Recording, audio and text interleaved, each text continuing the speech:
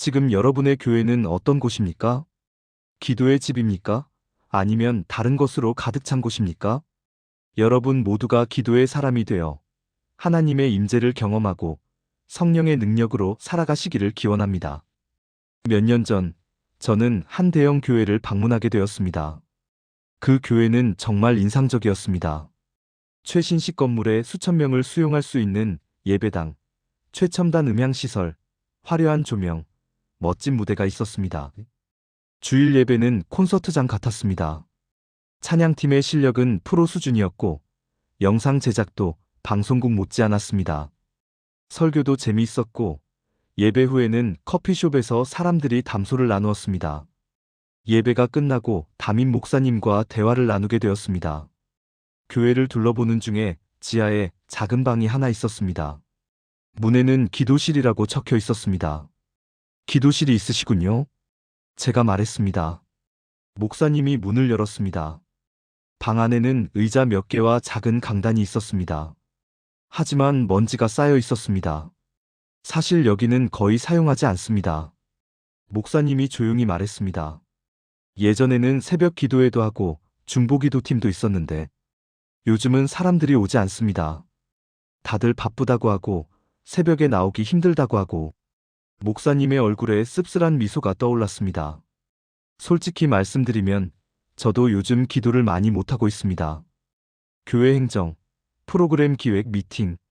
너무 바쁩니다. 주일 예배는 사람들로 가득 차는데 기도실은 텅 비어 있습니다. 이게 맞는 건지 가끔 혼란스럽습니다. 그날 밤 저는 그 텅 빈 기도실이 계속 생각났습니다. 화려한 예배당, 최신식 시설, 멋진 프로그램. 하지만 텅 빈 기도실. 그리고 예수님의 말씀이 떠올랐습니다. 내 집은 기도하는 집이라 일컬음을 받으리라. 우리는 언제부터 기도의 집이 아니라 다른 무엇이 되었을까요? 오늘 우리가 함께 나눌 말씀은 마태복음 21장 13절과 사도행전 4장 31절입니다. 이 말씀을 통해 하나님께서는 우리에게 묻고 계십니다. 너의 교회는 무엇으로 가득 차 있느냐? 기도냐 아니면 다른 것이냐? 편안히 앉으셔서 마음을 열고 함께 들어주시기 바랍니다. 교회의 본질은 기도의 집입니다. 먼저 마태복음 21장 13절 말씀을 함께 읽어보겠습니다. 내 집은 기도하는 집이라 일컬음을 받으리라고 하였거늘 너희는 강도의 소굴을 만드는도다. 이 말씀의 배경을 살펴보겠습니다. 예수님께서 예루살렘에 입성하신 후 성전에 들어가셨습니다. 그리고 성전에서 장사하는 사람들과 돈 바꾸는 사람들을 보셨습니다. 성전은 기도하는 곳이어야 했습니다. 하나님을 만나는 곳이어야 했습니다. 하지만 그곳은 시장이 되어 있었습니다. 사고 파는 소리, 돈 세는 소리, 흥정하는 소리로 가득했습니다. 예수님께서 분노하셨습니다. 성전을 깨끗하게 하셨습니다. 내 집은 기도하는 집이라 일컬음을 받으리라. 하나님의 집의 본질은 무엇입니까? 기도의 집입니다. 기도는 무엇입니까? 하나님과 대화하는 것입니다. 하나님을 만나는 것입니다. 교회의 본질은 바로 여기에 있습니다. 하나님을 만나는 곳, 하나님과 교제하는 곳. 하지만 오늘날 많은 교회가 이 본질을 잃어가고 있습니다. 교회는 커졌지만 기도는 줄어들었습니다. 프로그램은 많아졌지만 하나님과의 교제는 사라졌습니다. 건물은 화려해졌지만 영적인 능력은 약해졌습니다. 우리는 무엇으로 교회의 건강을 측정합니까? 출석 인원입니까? 헌금액입니까? 건물의 크기입니까? 프로그램의 수입니까? 성경은 다르게 말합니다. 교회의 건강은 기도로 측정됩니다. 얼마나 많은 사람이 기도합니까? 얼마나 간절히 하나님을 찾습니까? 얼마나 깊이 하나님과 교제합니까? 마태복음 6장 6절에서 예수님께서 말씀하셨습니다. 너는 기도할 때에 네 골방에 들어가 문을 닫고 은밀한 중에 계신 네 아버지께 기도하라. 은밀한 중에 보시는 네 아버지께서 갚으시리라. 기도는 하나님과의 은밀한 만남입니다. 사람들에게 보이기 위한 것이 아닙니다. 자랑하기 위한 것이 아닙니다. 오직 하나님과 나 둘만의 시간입니다. 이것이 교회의 본질입니다. 기도 없는 교회는 무엇입니까? 껍데기만 남은 교회입니다. 겉으로는 화려해 보이지만 속은 텅 비어 있습니다. 하나님과의 연결이 끊어진 교회입니다. 전기가 끊어진 전등과 같습니다. 아무리 멋진 전등이라도 전기가 없으면 빛을 낼 수 없습니다. 마찬가지로 아무리 멋진 교회라도 기도가 없으면 하나님의 임재가 없습니다. 하나님의 능력이 없습니다. 하나님의 역사가 없습니다. 그리고 하나님과의 연결이 끊어진 교회에서는 무엇이 일어납니까? 죄가 번성합니다. 빛이 없는 곳에 어둠이 들어오듯이 하나님의 임재가 없는 곳에 죄가 들어옵니다. 시기, 질투, 분쟁, 교만, 탐욕, 이런 것들이 교회 안에 들어옵니다. 기도 없는 교회에서는 죄가 살아남습니다. 하지만 기도하는 교회에서는 죄가 숨을 수 없습니다. 첫째, 세상 문화에 타협하는 교회를 경계해야 합니다. 로마서 12장 2절 말씀을 보십시오. 너희는 이 세대를 본받지 말고 오직 마음을 새롭게 함으로 변화를 받아 하나님의 선하시고 기쁘시고 온전하신 뜻이 무엇인지 분별하도록 하라. 이 세대를 본받지 말라. 하나님께서는 우리에게 세상과 구별되라고 하십니다. 교회는 세상과 다른 곳이어야 합니다.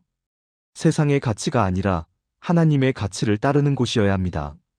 하지만 오늘날 일부 교회는 어떻습니까? 세상에서 인정받기 위해 진리를 타협합니다. 성경이 죄라고 말씀하는 것에 대해 말하기를 두려워합니다. 사람들이 오지 않을까봐, 헌금이 줄어들까봐, 비난받을까봐 두려워서 진리를 희석시킵니다. 어떤 교회는 유명인들의 신앙을 과도하게 띄웁니다. 이 유명한 연예인도 우리 교회에 다닙니다. 저 유명한 사업가도 우리 교인입니다. 마치 유명인이 교회의 자랑인 것처럼 말합니다. 하지만 교회의 자랑은 누구입니까? 오직 예수 그리스도이십니다. 고린도전서 1장 31절은 말합니다. 자랑하는 자는 주 안에서 자랑하라. 우리는 사람을 자랑할 것이 아니라 주님을 자랑해야 합니다. 또한 어떤 교회는 예배를 엔터테인먼트처럼 만듭니다. 물론 찬양이 아름답고 예배가 은혜로운 것은 좋습니다. 하지만 예배의 초점이 하나님이 아니라 사람의 즐거움이 되면 문제가 됩니다. 사람들이 즐거워하는가, 사람들이 만족하는가가 예배의 기준이 되면 그것은 더 이상 예배가 아니라 쇼가 됩니다. 예배의 초점은 하나님이어야 합니다. 하나님께서 기뻐하시는가, 하나님께 영광이 되는가가 기준이어야 합니다. 사랑하는 여러분, 기독교의 기준은 무엇입니까? 유명인이 아닙니다. 인기가 아닙니다. 트렌드가 아닙니다. 오직 예수 그리스도이십니다. 오직 성경입니다. 오직 진리입니다. 우리는 세상이 가는 길을 따라갈 것이 아니라 성경이 가르치는 길을 따라가야 합니다. 세상이 옳다고 말해도 성경이 아니라고 하면 아닌 것입니다. 세상이 괜찮다고 말해도 성경이 죄라고 하면 죄인 것입니다. 우리의 기준은 세상이 아니라 하나님의 말씀입니다. 요한복음 17장 16절에서 예수님께서 기도하셨습니다. 그들은 세상에 속하지 아니하였사옴과 내가 세상에 속하지 아니한 것 같으니이다.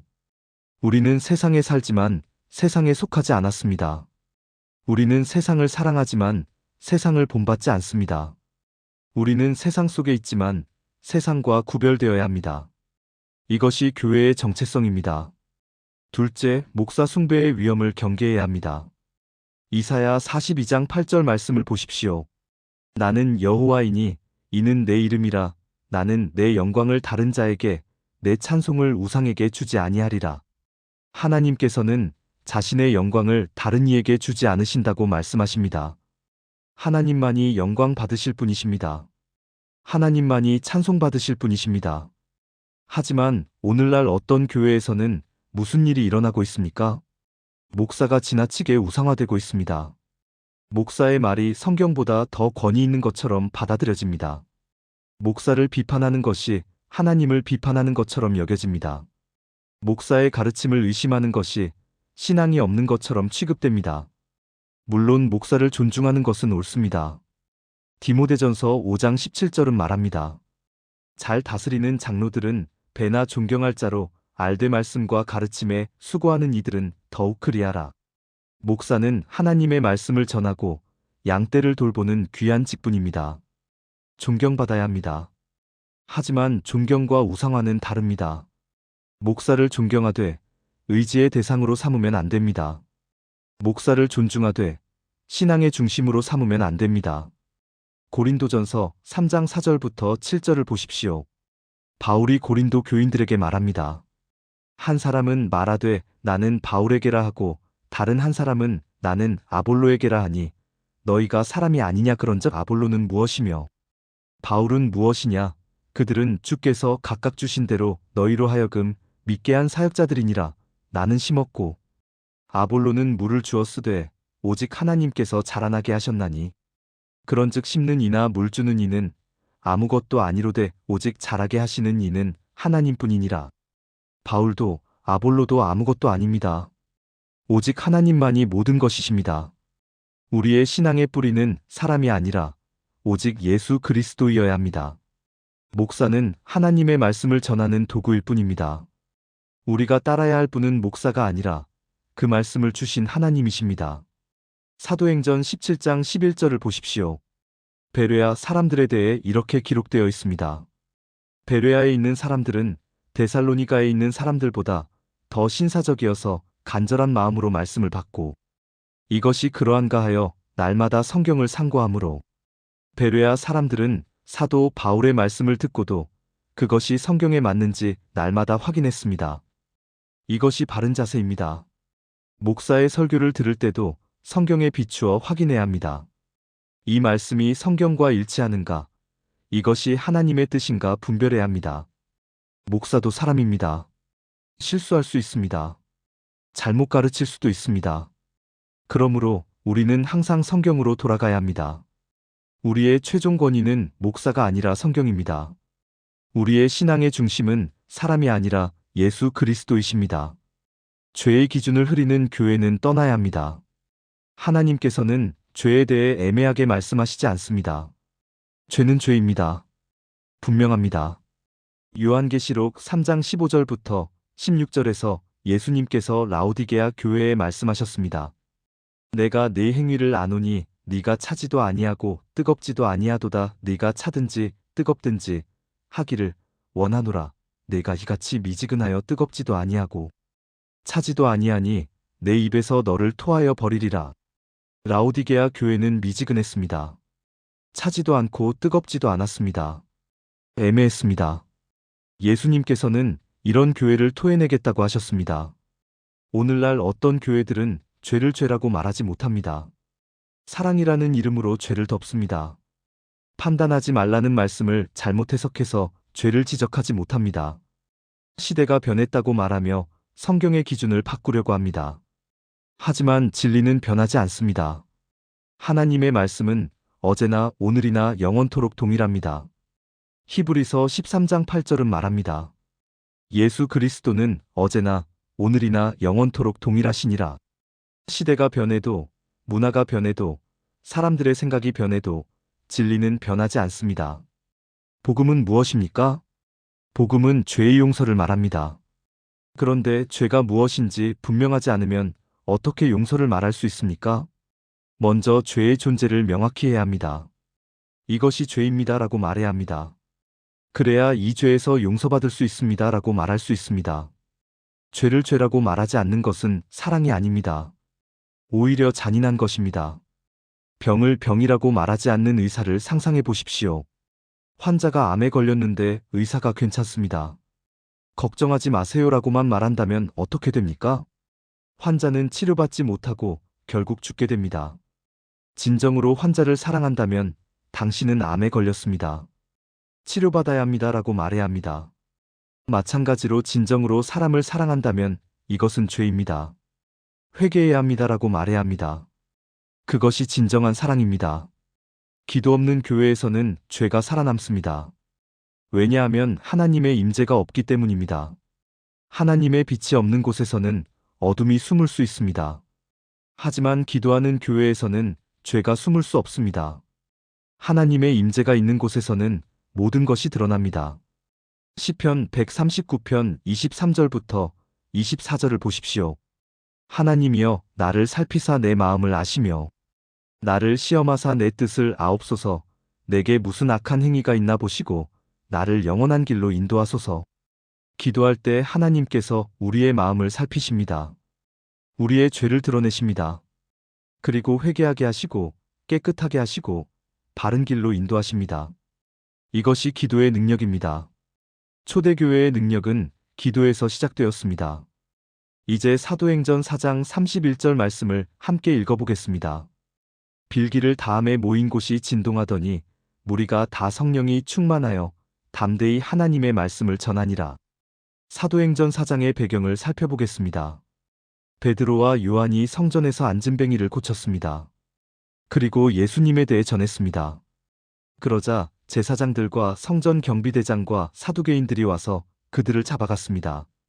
다음 날 베드로와 요한은 대제사장과 공회 앞에 섰습니다. 그들은 위협을 받았습니다. 예수의 이름으로 말하지도 말고 가르치지도 말라. 베드로와 요한이 대답했습니다. 사도행전 4장 19절부터 20절 하나님 앞에서 너희의 말을 듣는 것이 하나님의 말씀을 듣는 것보다 옳은가 판단하라. 우리는 보고 들은 것을 말하지 아니할 수 없다 하니 공회는 그들을 다시 위협한 후에 놓아주었습니다. 베드로와 요한이 돌아와서 동료들에게 모든 일을 말했습니다. 그때 제자들이 무엇을 했습니까? 조직을 만들었습니까? 전략을 짰습니까? 항해 서명을 받았습니까? 아닙니다. 그들은 기도했습니다. 사도행전 4장 24절부터 30절을 보십시오. 그들이 듣고 한마음으로 하나님께 소리를 높여 이르되 대주제여 천지와 바다와 그 가운데 만물을 지은 이시오 또 주의 종 우리 조상 다윗의 입을 통하여 성령으로 말씀하시기를 사실로 헤롯과 본디오 빌라도는 이방인과 이스라엘 백성과 합세하여 하나님께서 기름 부으신 거룩한 종 예수를 거슬러 하나님의 권능과 뜻대로 이루려고 예정하신 그것을 행하려고 이 성에 모였나이다. 주여 이제도 그들의 위협함을 굽어보시옵고 또 종들로 하여금 담대히 하나님의 말씀을 전하게 하여 주시오며 손을 내밀어 병을 낫게 하시옵고 표적과 기사가 거룩한 종 예수의 이름으로 이루어지게 하옵소서 하더라. 그들은 위협 앞에서 무너지지 않고 하나님께 기도했습니다. 그리고 무슨 일이 일어났습니까? 31절을 다시 보십시오. 빌기를 다함에 모인 곳이 진동하더니 무리가 다 성령이 충만하여 담대히 하나님의 말씀을 전하니라. 기도를 마치자 모인 곳이 진동했습니다. 성령이 충만하게 임했습니다. 담대함이 임했습니다. 이것이 초대교회의 능력이었습니다. 그들의 능력은 기도의 능력이었습니다. 그들은 고난 속에서도 기도했습니다. 감옥 속에서도 기도했습니다. 위기 속에서도 기도했습니다. 사도행전을 보면 기도가 계속 나옵니다. 사도행전 1장, 오순절을 기다리며 기도했습니다. 사도행전 2장, 성령이 임하시자 베드로가 설교했고 3,000명이 회개했습니다. 사도행전 3장, 베드로와 요한이 기도하러 성전에 올라가다가 앉은뱅이를 고쳤습니다. 사도행전 4장, 위협받았을 때 함께 기도했습니다. 사도행전 6장, 7집사를 세울 때 우리는 기도하는 것과 말씀 전하는 것을 전념하리라고 했습니다. 사도행전 12장, 베드로가 감옥에 갇혔을 때 교회가 간절히 기도했고 천사가 와서 베드로를 구출했습니다. 사도행전 13장, 안디옥 교회가 금식하며 기도할 때 성령께서 바나바와 사울을 따로 세워 내가 부른 일을 하게 하라고 말씀하셨습니다. 사도행전 16장, 바울과 실라가 감옥에서 기도하고 찬송할 때 지진이 일어나고 문이 열렸습니다. 초대교회는 기도의 교회였습니다. 그래서 능력이 있었습니다. 박해가 있었지만 무너지지 않았습니다. 고난이 있었지만 담대했습니다. 감옥에 갇혔지만 기쁨이 있었습니다. 왜 그랬습니까? 하나님께서 함께 하셨기 때문입니다. 그들이 기도했기 때문에 하나님께서 응답하셨습니다. 오늘날 우리가 이것을 회복해야 합니다. 교회의 본질인 기도를 회복해야 합니다. 우리는 너무 많은 것을 의지합니다. 프로그램, 전략, 방법, 기술, 사람 하지만 초대교회는 오직 하나님을 의지했습니다. 그리고 기도로 하나님을 만났습니다. 우리도 이것을 회복해야 합니다. 영적 세계를 의식해야 합니다. 에베소서 6장 12절 말씀을 보십시오. 우리의 씨름은 혈과 육을 상대하는 것이 아니요 통치자들과 권세들과 이 어둠의 세상 주관자들과 하늘에 있는 악한 영들을 상대함이라. 우리의 싸움은 눈에 보이는 것과의 싸움이 아닙니다. 우리의 진짜 적은 사람이 아닙니다. 우리의 진짜 적은 영적인 세력입니다. 사탄과 마귀, 그리고 악한 영들입니다. 하지만 많은 현대 교회는 이것을 거의 말하지 않습니다. 영적 전쟁에 대해 가르치지 않습니다. 대신 무엇을 이야기합니까? 꿈, 성공, 축복, 돌파구. 물론 이런 것들도 중요합니다. 하나님께서는 우리에게 축복을 주십니다. 하지만 영적 싸움을 말하지 않으면 어떻게 됩니까? 신자들이 영적으로 무장하지 못합니다. 적이 누구인지 모릅니다. 어떻게 싸워야 하는지 모릅니다. 그래서 쉽게 무너집니다. 베드로전서 5장 8절은 말합니다. 근신하라 깨어라. 너희 대적 마귀가 우는 사자같이 두루다니며 삼킬 자를 찾나니. 마귀는 실제합니다. 마귀는 우리를 삼키려고 합니다. 우리는 이것을 알아야 합니다. 그리고 어떻게 대적해야 하는지 알아야 합니다. 에베소서 6장 13절부터 18절을 보십시오. 그러므로 하나님의 전신갑주를 취하라. 이는 악한 날에 너희가 능히 대적하고 모든 일을 행한 후에 서기 위함이라. 그런즉 서서 진리로 너희 허리띠를 띠고 의의 호심경을 붙이고 평안의 복음이 준비한 것으로 신을 신고 모든 것 위에 믿음의 방패를 가지고 이로써 능히 악한 자의 모든 불화살을 소멸하고 구원의 투구와 성령의 검 곧 하나님의 말씀을 가지라. 모든 기도와 간구를 하되 항상 성령 안에서 기도하고 이를 위하여 깨어 구하기를 항상 힘쓰며 여러 성도를 위하여 구하라. 하나님께서는 우리에게 전신갑주를 주셨습니다. 진리의 허리띠, 의의 호심경, 평안의 복음의 신, 믿음의 방패, 구원의 투구, 성령의 검. 그리고 마지막에 무엇이 나옵니까? 모든 기도와 간구를 하되 기도입니다. 영적 전쟁에서 가장 중요한 무기가 기도입니다. 우리는 기도로 악한 영들을 대적합니다. 기도로 마귀의 계획을 무너뜨립니다. 기도로 하나님의 나라가 임하게 합니다. 다니엘 10장을 보면 영적 전쟁의 실제가 나옵니다. 다니엘이 21일 동안 금식하며 기도했습니다. 그런데 천사가 와서 말했습니다. 다니엘 10장 12절부터 13절. 다니엘아 두려워하지 말라. 네가 깨달으려 하여 내 하나님 앞에 스스로 낮추기로 결심한 첫날부터 내 말이 들으심 바 되었으므로 내가 네 말로 말미암아 왔느니라. 그런데 바사국 군주가 21일 동안 나를 막았으므로 내가 거기 바사국 왕들과 함께 머물러 있더니 군주 중 하나인 미가엘이 와서 나를 도와주므로 다니엘이 기도하자 하늘에서 영적 전쟁이 일어났습니다. 천사와 악한 영들이 싸웠습니다. 이것이 우리 눈에는 보이지 않지만 영적 세계에서 일어나는 일입니다. 우리가 기도할 때 하늘에서 일이 일어납니다. 악한 영들이 물러갑니다. 하나님의 천사들이 움직입니다. 하나님의 뜻이 이루어집니다. 그러므로 우리는 영적 눈을 열어야 합니다. 보이는 것만 보지 말고 보이지 않는 것을 봐야 합니다. 열왕기하 6장에서 엘리사의 사환이 아람 군대를 보고 두려워했습니다. 엘리사가 기도했습니다. 여호와여 원하건대 그의 눈을 열어서 보게 하옵소서. 하나님께서 사환의 눈을 여셨습니다. 그가 보니 산에 불말과 불병거가 엘리사를 둘러 있었습니다. 우리도 영적 눈이 열려야 합니다. 보이는 문제보다 보이지 않는 하나님의 군대가 더 많다는 것을 봐야 합니다. 그리고 말씀과 기도와 성령의 능력으로 무장해야 합니다. 예수님께 다시 돌아가야 합니다. 세상이 흔들릴 때, 교회가 혼란스러울 때, 신앙이 약해질 때, 우리는 어디로 가야 합니까? 한 분께로 뛰어가야 합니다. 예수 그리스도입니다. 잠언 18장 10절은 말합니다. 여호와의 이름은 견고한 망대라. 의인은 그리로 달려가서 안전함을 얻느니라. 주님의 이름에는 능력이 있습니다. 빌립보서 2장 9절부터 11절을 보십시오. 이러므로 하나님이 그를 지극히 높여 모든 이름 위에 뛰어난 이름을 주사 하늘에 있는 자들과 땅에 있는 자들과 땅 아래에 있는 자들로 모든 무릎을 예수의 이름에 꿇게 하시고 모든 입으로 예수 그리스도를 주라 시인하여 하나님 아버지께 영광을 돌리게 하셨느니라.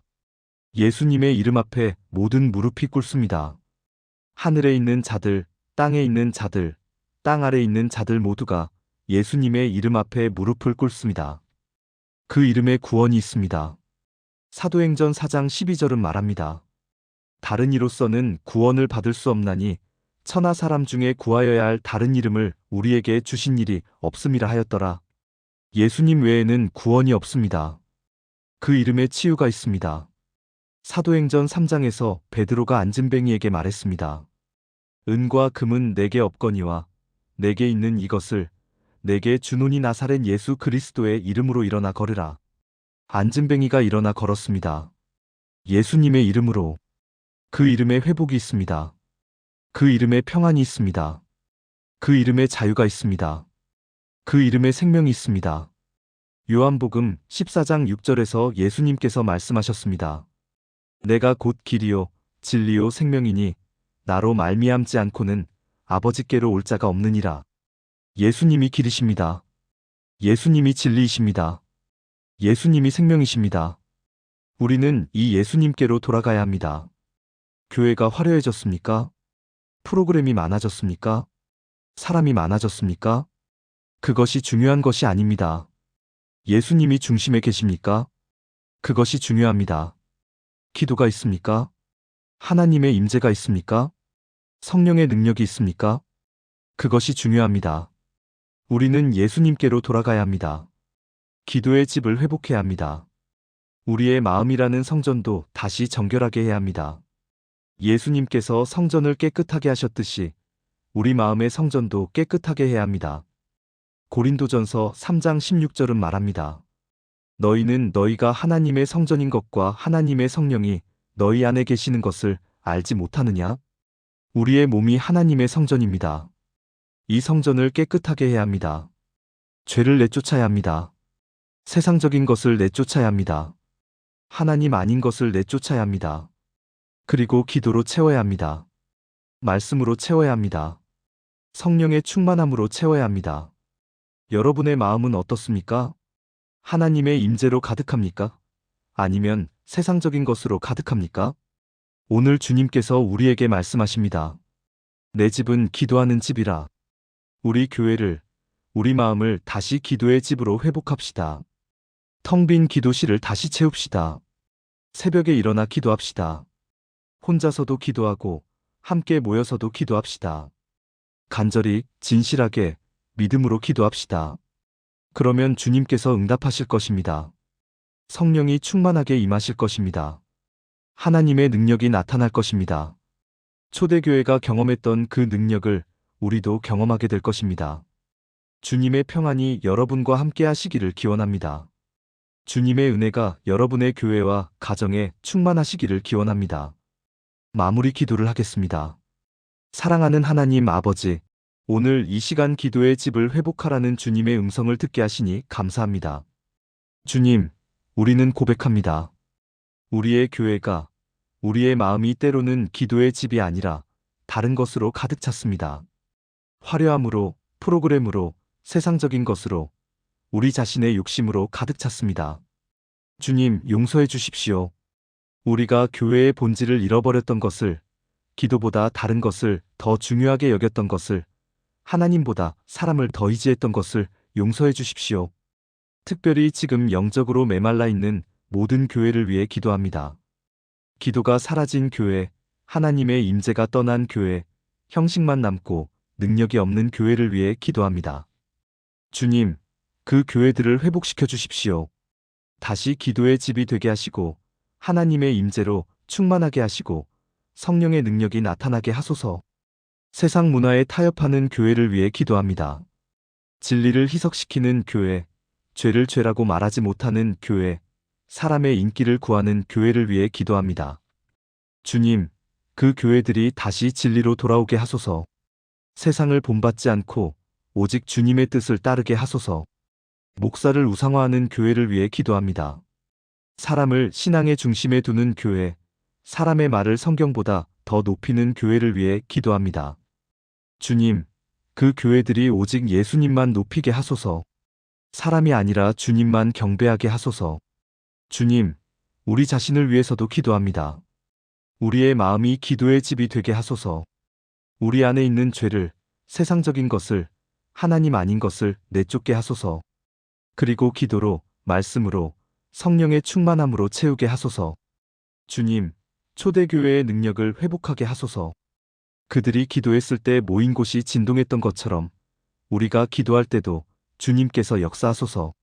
성령이 충만하게 하시고 담대함을 주시고 하나님의 말씀을 담대히 전하게 하소서. 주님, 우리가 영적 전쟁을 싸우게 하소서. 우리의 진짜 적이 누구인지 알게 하시고 말씀과 기도와 성령의 능력으로 무장하게 하소서. 마귀의 계획을 무너뜨리고 하나님의 나라가 임하게 하소서. 주님, 무엇보다 우리가 예수님께 돌아가게 하소서. 교회가 혼란스러울 때, 세상이 흔들릴 때, 신앙이 약해질 때, 오직 예수님께로 뛰어가게 하소서. 주님의 이름에 구원이 있고, 치유가 있고, 회복이 있고, 평안이 있고, 자유가 있고, 생명이 있음을 믿게 하소서. 주님, 기도의 집을 회복하게 하소서. 우리 교회가 기도의 집이 되게 하시고, 우리 마음이 기도의 집이 되게 하시고, 우리 가정이 기도의 집이 되게 하소서. 그리하여 우리 모두가 하나님의 임재를 경험하고 성령의 충만함을 받고 담대히 하나님의 말씀을 전하는 자들이 되게 하소서. 이 모든 기도를 우리를 위해 십자가에서 돌아가시고 부활하신 예수 그리스도의 이름으로 기도드립니다. 아멘.